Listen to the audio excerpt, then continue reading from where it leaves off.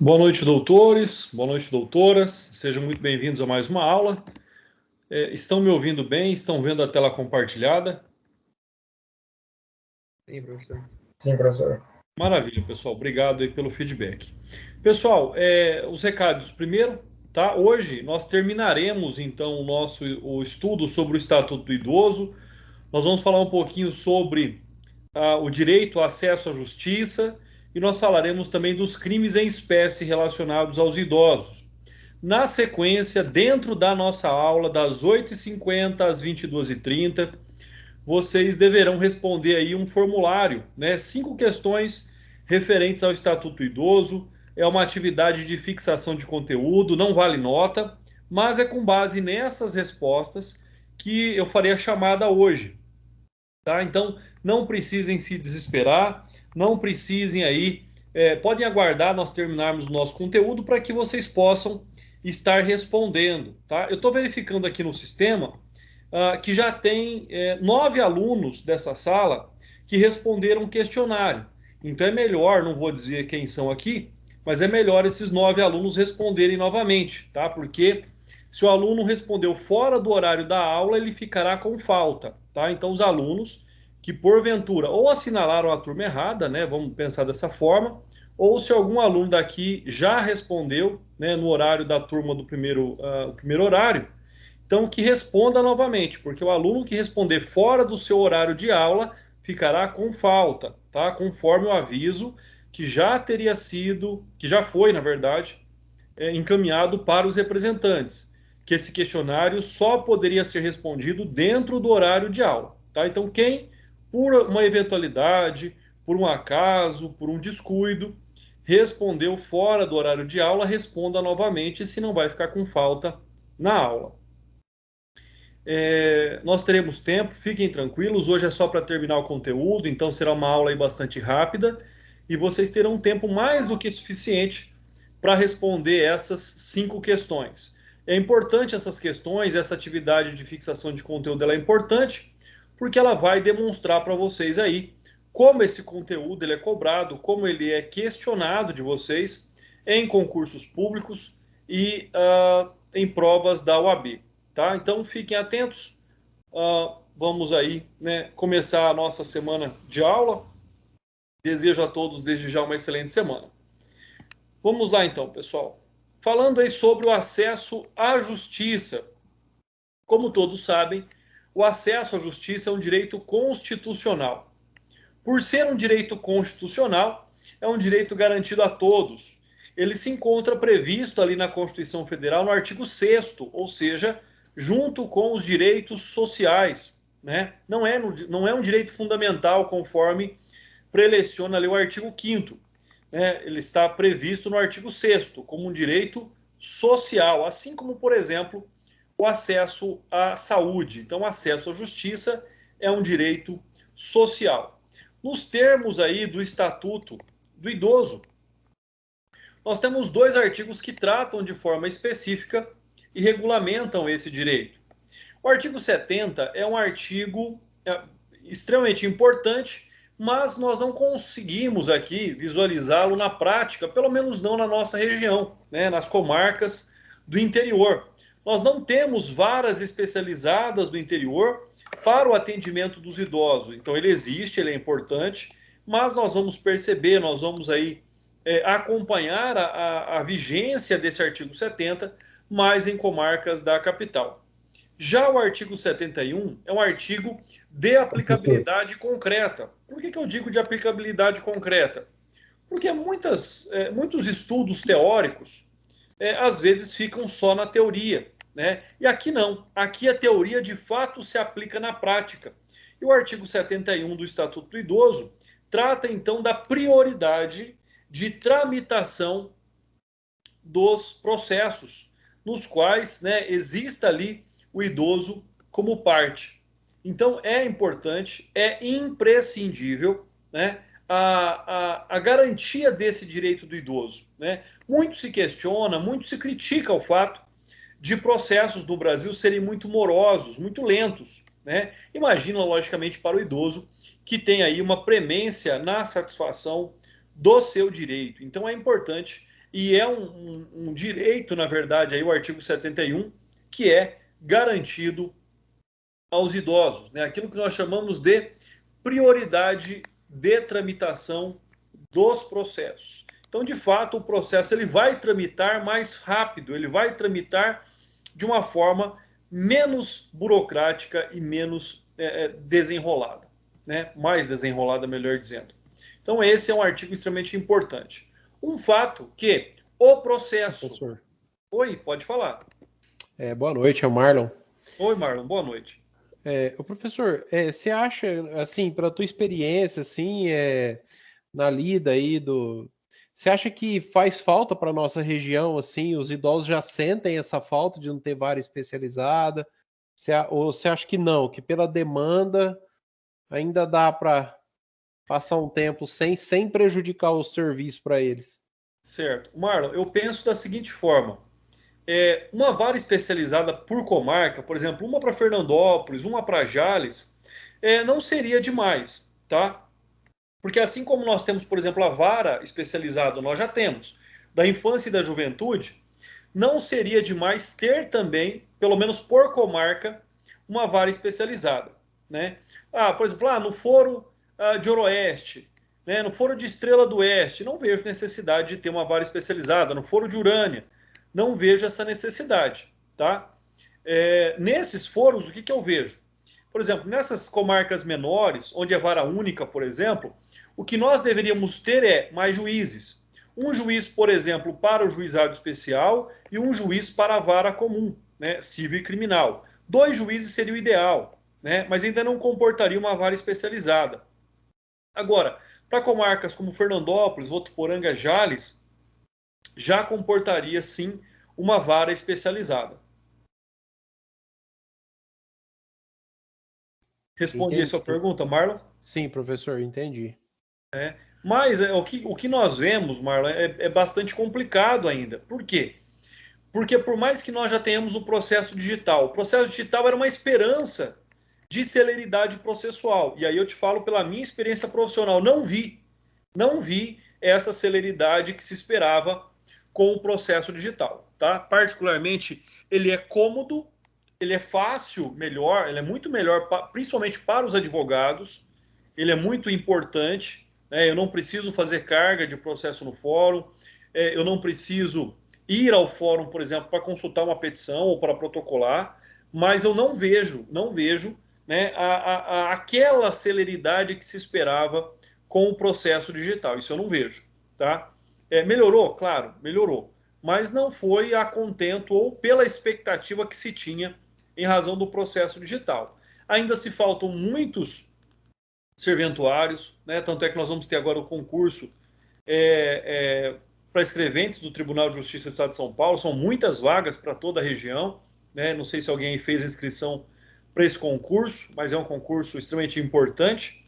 Está aberto também o concurso para magistratura, faltam muitos juízes ainda, né? Nós vemos muitos juízes ainda que acumulam comarcas.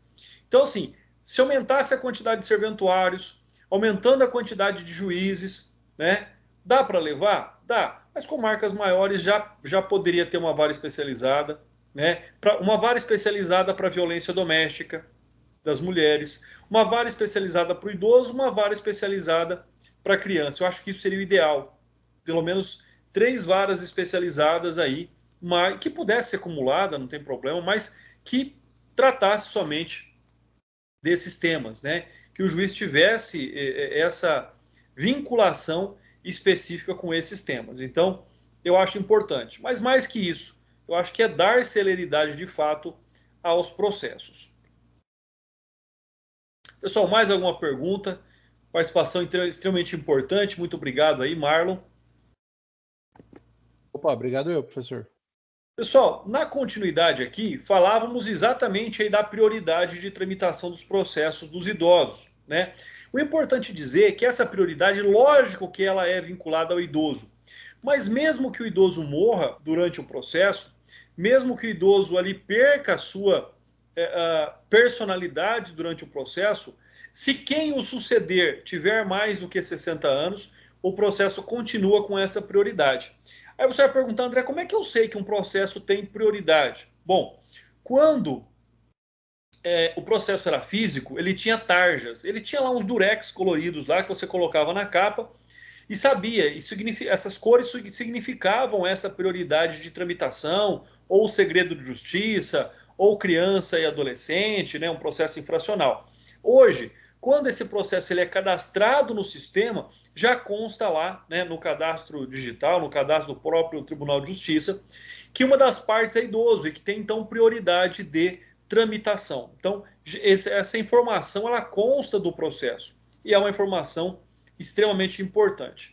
Algo a mais a se tratar sobre isso é que essa prioridade de tramitação do processo também se estende aos procedimentos, aos processos administrativos. Então, tanto processos judiciais como processos administrativos, né? Levando-se em consideração aí todos os procedimentos relativos à administração pública. Um outro fato extremamente importante que nós devemos aqui frisar é que se o direito ao acesso à justiça é para todos, se o direito ao acesso à justiça é prioritário para o idoso, né, logicamente para aquele idoso que não tem condições de pagar, o Estado deve fornecer a ele justiça gratuita. Ou seja, né, a não pagar as despesas do processo e mais, ter também para si a nomeação de um defensor público, seja um defensor público da União, seja um defensor público do Estado, e nas comarcas, nas localidades onde a Defensoria Pública não atuar, né, que é o caso do Estado de São Paulo, a Defensoria Pública não atua em todas as comarcas. Né? Por exemplo, Jales não tem defensor público, né? Urânia não tem defensor público, a nossa região não tem defensor público. Então, nessas comarcas onde não tem a presença da Defensoria Pública, existe um convênio entre a OAB e a Defensoria Pública. Os advogados que desejarem podem se inscrever nesse convênio, né, e aí vão advogar gratuitamente para as pessoas. Né? O advogado advoga gratuitamente? Não. Ele vai receber os seus honorários de acordo com a tabela que existe entre a Defensoria Pública e a OAB, mas a pessoa não vai pagar. Então, o acesso dessa pessoa à justiça e o acompanhamento jurídico para a parte é gratuito.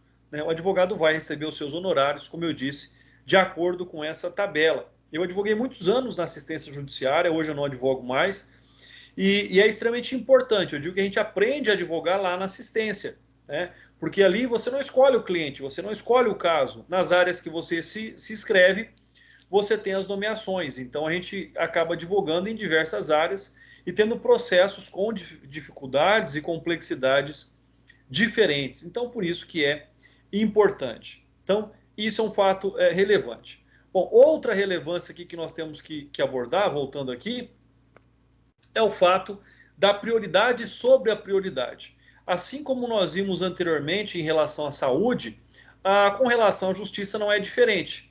Então, se o maior de 60 anos já tem acesso a essa prioridade na tramitação do processo, o maior de 80 anos tem ainda uma prioridade absoluta sobre esse. Então, vai ter uma prioridade maior sobre o idoso. O idoso maior de 60 tem prioridade sobre os demais idosos. Então, fica aí também essa informação. Bom, com relação aqui à síntese, então, que nós temos do acesso à justiça, né? Nós temos a seguinte síntese. A primeira é o fato das varas especializadas. Vamos colocar aqui em vermelho, porque, como eu disse, na nossa região elas não estão aí presentes, né? Mas nós temos, isso é verdade e é importante.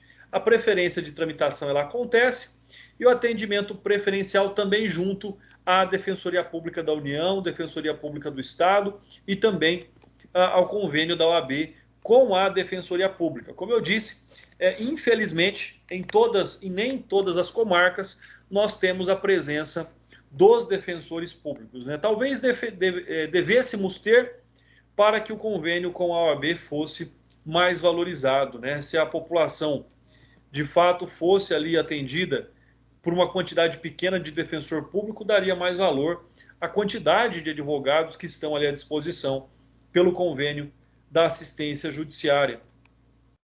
Na sequência, vamos falar um pouquinho sobre os crimes em espécie, que traz o Estatuto do Idoso. Importante primeiro, pessoal, né, convido vocês aí para acompanharem comigo a leitura do artigo 94 do Estatuto do Idoso.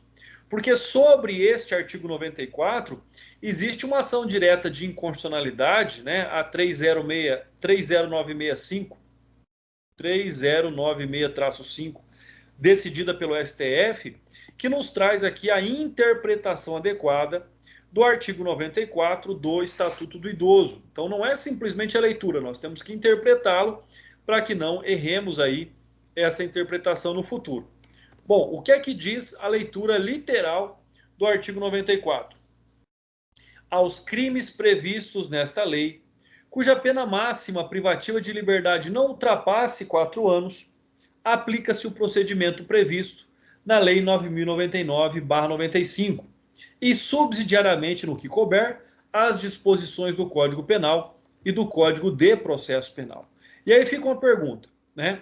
Quem saberia me dizer qual é o limite punitivo, o limite de sanção penal admitido pela Lei 9.099?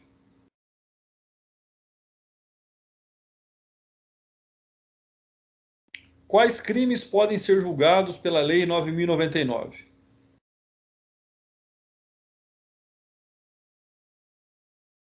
E aí, pessoal, quem arrisca? Quem já faz estágio? É 4 anos, professor. Doutor, a Lei 9.099, ela diz o seguinte, são julgados ali na Lei 9.099 crimes de menor potencial ofensivo, cuja pena não ultrapasse 2 anos, tá? Então, a Lei 9.099, ela é para crimes de pena de até 2 anos. O que nós estamos vendo aí no artigo 94 é uma exceção à regra, porque ele amplia de 2 para 4 no caso de crimes cometidos contra os idosos.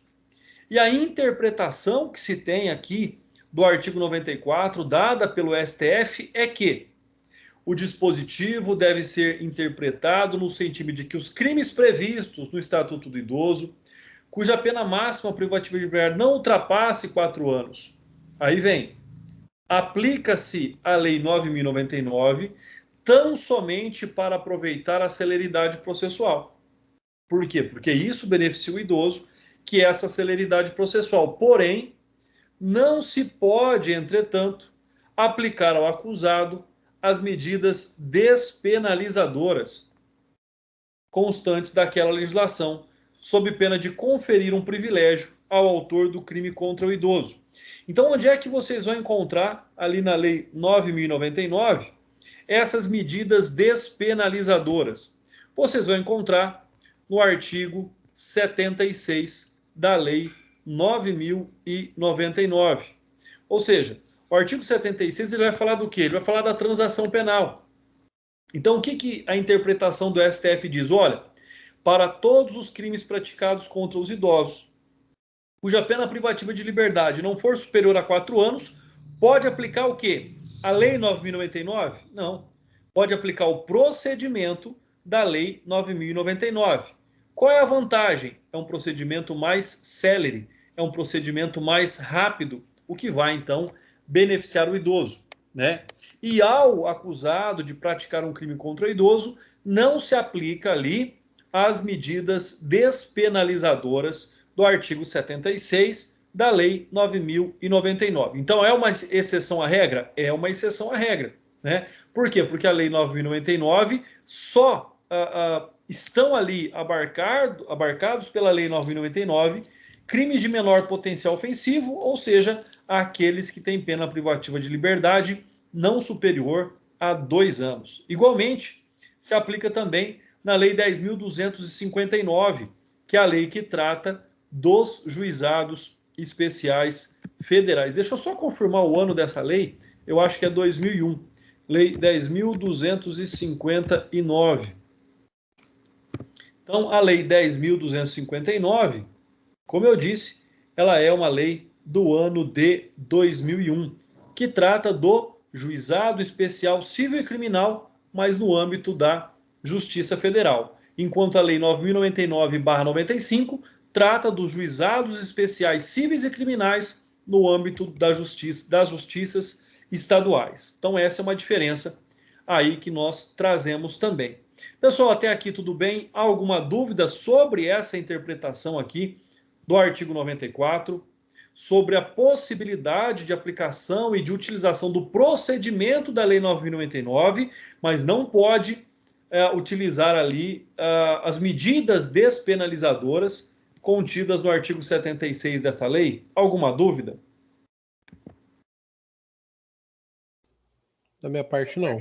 Maravilha, então, pessoal. Não havendo dúvidas, e se houverem depois também estou aqui à disposição, vamos continuar. Dos crimes em espécie. Primeiro, artigo 96. Importante dizer aqui que esses crimes, esses delitos praticados contra os idosos, em tese, todos eles nós já tratamos. Quando nós falamos da garantia dos direitos fundamentais, esses direitos já estavam ali abarcados. Então, o que acontece? Quando nós estudamos os direitos, nós vamos ver agora a transgressão, o desrespeito a esses direitos. Então, todos esses crimes nós já falamos, né, de uma forma ou de outra. Mas é importante nós estudarmos os tipos penais em espécie, ou seja, o Estatuto Idoso também é uma legislação incriminadora. O artigo 96 trata aqui da ação, né, da conduta criminosa de discriminar pessoa idosa, impedindo ou dificultando acesso a operações bancárias. Espera aí, pessoal. Acesso a operações bancárias, meios de transporte, ou seja, nós já vimos os direitos que essa pessoa tem a respeito, né? Ao direito de contratar ou por qualquer outro meio ou instrumento necessário exercício da cidadania por motivo de idade. Então aqui nós estamos tratando de um crime condicionado, ou seja, ele deve ser praticado por motivo de idade. Uma coisa que vocês vão perceber a partir de agora é que a punição é muito pequena. Uma pena de reclusão de 6 meses a 1 ano e multa. Então são penas bastante aí diminutas em relação à gravidade, em relação a todos esses aspectos relacionados aí com os crimes praticados contra os idosos. Então são penas bastante pequenas. São aquelas penas, né, onde nós não vemos aí a presença do caráter punitivo pedagógico da punição. Além desta conduta prevista no caput, nós temos ali a conduta equiparada, conforme o parágrafo 1º, e a diferença, na verdade, o caput é de forma específica por motivo de idade e a conduta equiparada é por qualquer motivo, né? Então, na mesma pena incorre quem desdenha, humilha, menospreza, discrimina a pessoa idosa por qualquer motivo. Então, nós temos motivos específicos e nós temos um motivo específico, que é a idade, no caput, e nós temos a generalidade, ou seja, qualquer motivo, quando nós vemos a conduta equiparada.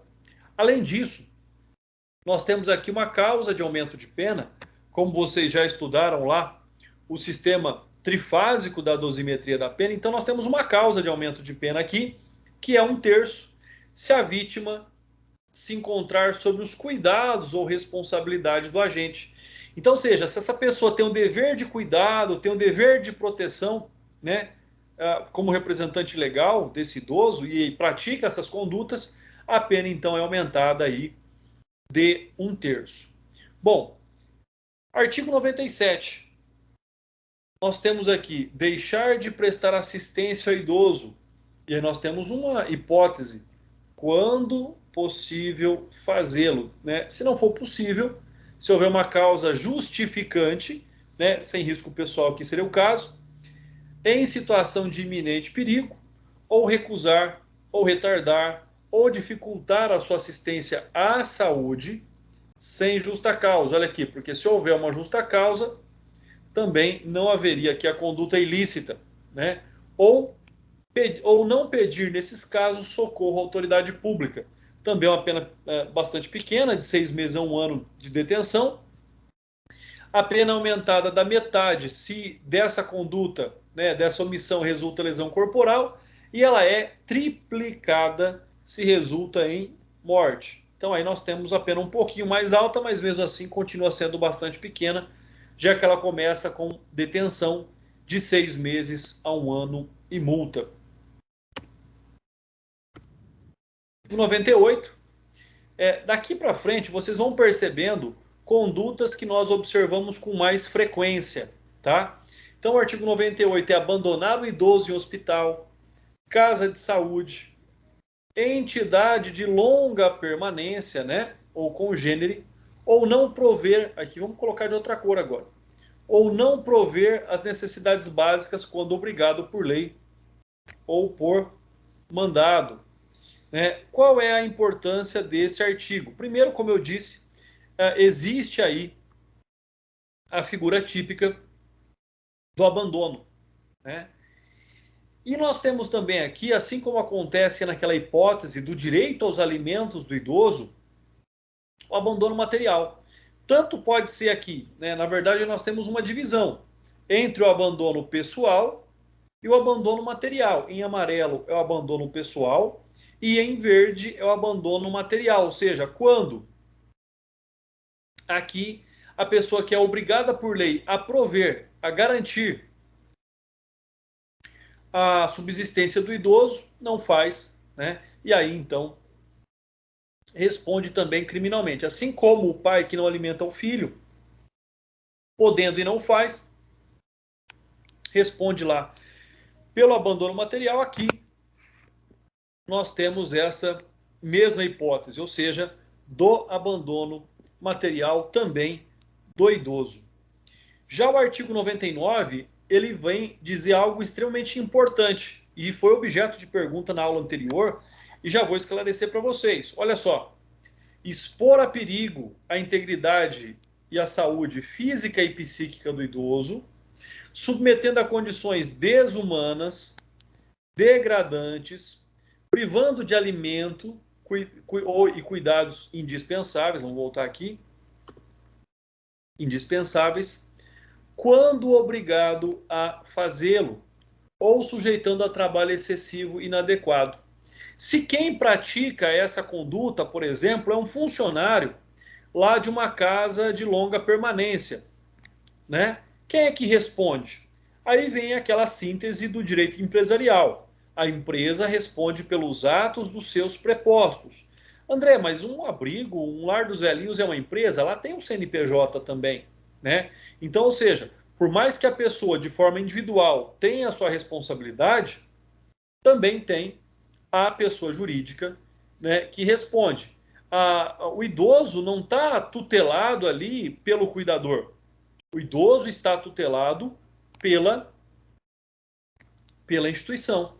Então, esse é um aspecto extremamente importante. Quem responde é o idoso, é a instituição que cuida desse idoso, que está ali, né, responsabilizada por este idoso, bem como também a pessoa que praticou aquela conduta. Então, nós temos aí uma responsabilidade, penso eu até que seja subsidiária. Primeiro a instituição e depois a pessoa, né, que responde a esta instituição e que praticou a conduta sobre o idoso. A pena é de detenção de 2 meses a 1 ano. Se o fato resulta lesão corporal, é de reclusão de 1 a 4. Aí nós temos uma pena maior, no caso se resulta em morte. Aí nós vamos ter uma pena de reclusão de 4 a 12 anos.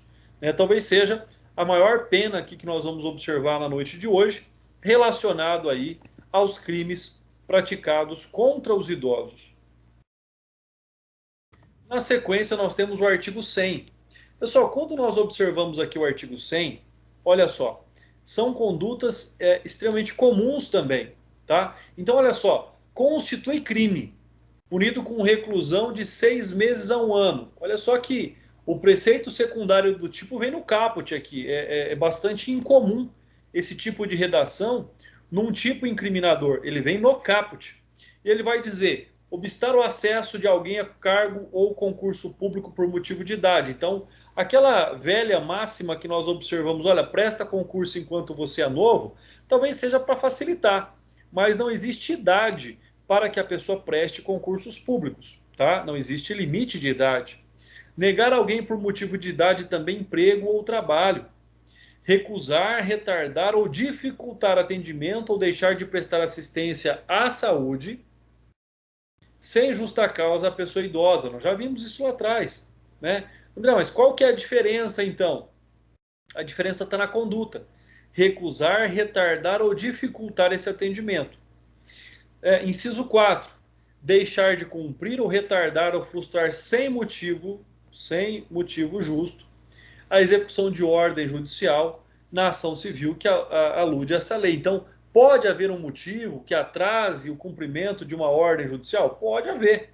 Mas se não houver, existe a responsabilidade penal, assim como retardar, recusar ou retardar, omitir dados técnicos indispensáveis à propositura de ação civil, ali requisitados pelo Ministério Público. Então nós vamos observando essas distinções. Olha, com relação à saúde, vamos até colocar em verde aqui para a gente observar melhor. Onde é que nós vamos falar sobre saúde aqui? Vamos voltar ali que nós já vamos ver essa questão. Aqui, ó. Deixar de prestar assistência ao idoso quando possível fazê-lo, em situação sem risco pessoal, em situação de iminente perigo, ou recusar, retardar, olha só, recusar, retardar, dificultar assistência em saúde, sem justa causa. Então ele dá essa condicionante. Quando nós observamos aqui, ela vai colocar, cadê? Vamos voltar aqui. Ela vai colocar, olha só, recusar atendimento ou deixar de prestar assistência em saúde sem justa causa à pessoa idosa. Enquanto aqui nós temos uma pena de 6 meses a 1 ano e multa, o que vai ter aqui na frente? Mesma coisa, de 6 meses a 1 ano e multa, a pena é a mesma, tá? Artigo 101. Deixar de cumprir e retardar sem motivo justo a execução de ordem judicial expedida nas ações que for parte interveniente idoso, também pena de 6 meses a 1 ano, tá? Então vocês vão ver que de fato o que muda aqui, às vezes é a tipificação, às vezes pode ser aí o regime de cumprimento, por exemplo, aqui é de detenção, nesse artigo seguinte é de reclusão, no artigo de baixo ele volta a ser detenção, vai mudando esses detalhes, né? O que torna, logicamente, a interpretação do Estatuto do Idoso um tanto quanto mais difícil. Pessoal, com relação aos artigos 102, 103 e 104, com certeza vocês já viram isso acontecer, já ouviram dizer que isso aconteceu e não se deram conta e não sabiam que isso era crime. Apropriar-se de ou desviar bens, proventos, pensão ou qualquer outro rendimento do idoso, dando-lhe aplicação diversa da sua finalidade. Muitas vezes os próprios familiares que praticam essa conduta. Vai lá com o cartãozinho do idoso, recebe a aposentadoria e não reverte esse dinheiro em benefício do idoso, né? Olha só uma outra questão bastante importante. Negar o acolhimento ou permanência do idoso como obrigado por recusa deste em outorgar procuração à entidade de atendimento. Normalmente, o idoso ele outorga essa procuração para que a instituição receba a aposentadoria, utilize parte desse valor para a manutenção do idoso e parte desse valor é destinado para que ele compre os produtos ali de primeira necessidade dele. Agora, o que nós vemos nos termos da lei é que não é uma condicionante. Não pode negar o acolhimento, não pode negar a permanência do idoso como abrigado se ele se recusar. Não pode colocar ele na rua, você não vai dar a tua aposentadoria ou parte dela para se manter aqui dentro, então nós não podemos te receber. Então, essa é uma característica que normalmente as pessoas desconhecem. Olha que é interessante também.